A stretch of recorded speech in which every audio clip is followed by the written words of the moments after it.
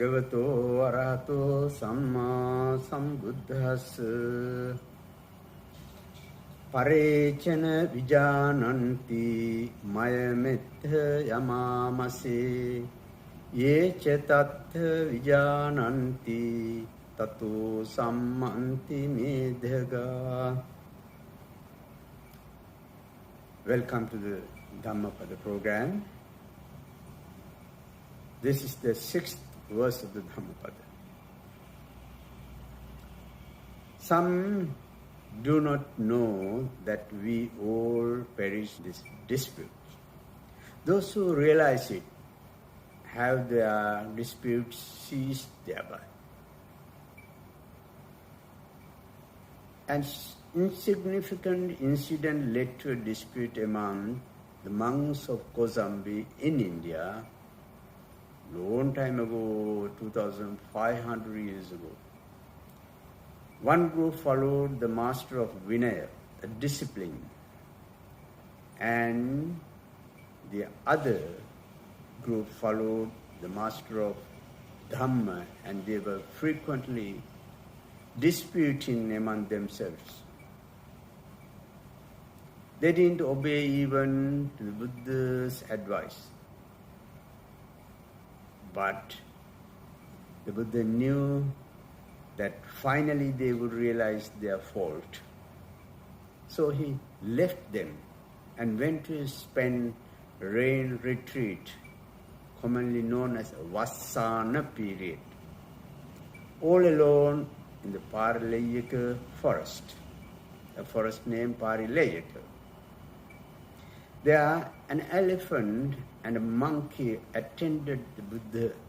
The lay devotees of Kosambi, on hearing the absence of the Buddha, refused to make offerings to monks. Then the monks realized their folly and craziness and came to a settlement. The Kosambi devotees asked the monks to pardon of the Buddha, but the Buddha was far away, and it was in the middle of the rain retreat period. So they cannot go out and spend the rain retreat in hardships. At the end of the verse, Venerable Ananda and many other monks approached the Buddha and explained that they had realized their faults and mistakes. In due course, the Buddha returned to the Jetavana monastery in Savatthi, and the monks paid their reverences and admitted their faults. The Buddha then advised them to stop their disputes, for life is impermanent.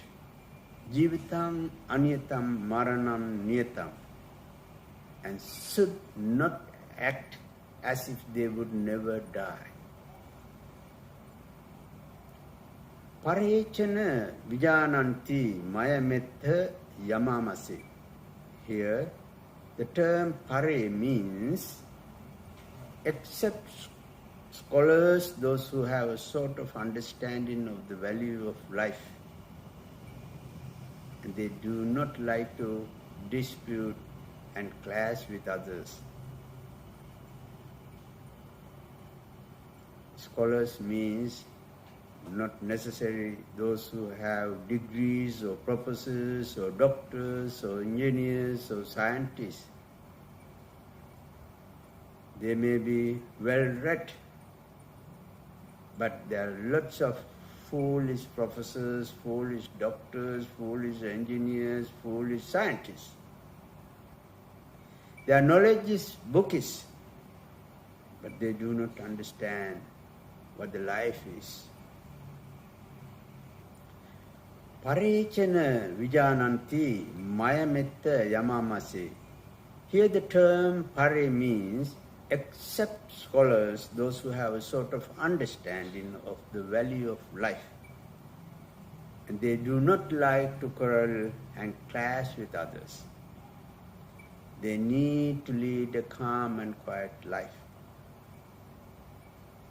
It doesn't mean that those scholars are always calm and quiet. Degrees of the professors or the doctors or engineers or the scientists, there are a lot of foolish. Their knowledge is bookish. They do not know how to lead a calm and quiet life. So what is the use of scholarship? Therefore, anybody who is patient, who is calm, who is quiet, is also a professor, is a doctor, engineer. So one does not need necessarily to be a professor to understand these things. Anybody with wisdom can understand and be calm and quiet. That very peace and calmness is, in a way, considered a necessary quality of an educated one. The proper disciplinary education shows the person the correct path, and little by little he is heading to the calmness and be a silent person. Those silent persons, calm persons, are very often called munis, Pali word. The quarrelsome persons do not care of advices given by seniors or qualified persons, and are not aware of the fact that they are heading to a death or a physical injuries or perishable state. According to Buddhism, in our society, there are 6 types of persons regarding their congenital and innate characteristics, such as raga charita, a person with more desirous characteristics; dosa charita, the person with more hateful characteristics; moha charita, the person with more foolish characteristics; saddha charita, the person who is endowed with faith or confidence; buddhi charita, the person with intelligent characteristics; vitakka charita, person whose behavior is based on wisdom or reason. Out of these 6 types of persons, dosa charita person is always ready to quarrel, dispute, clash, or fight with others.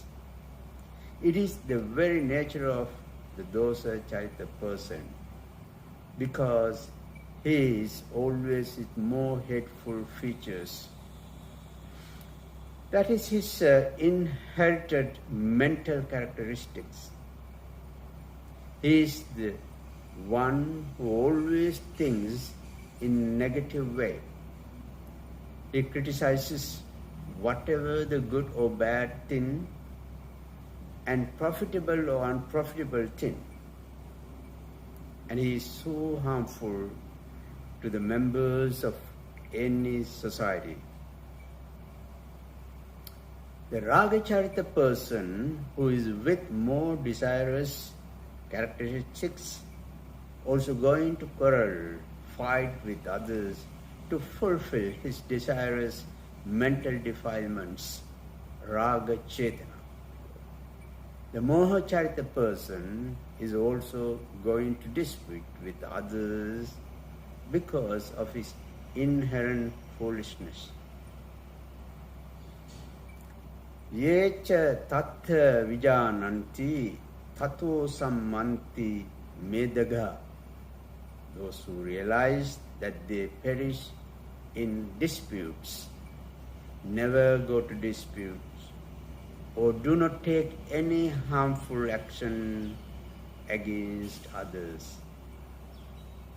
one of the paramount methods of ceasing disputes, fights, and calm our mind is the practice of marananusati, or the mindfulness of death.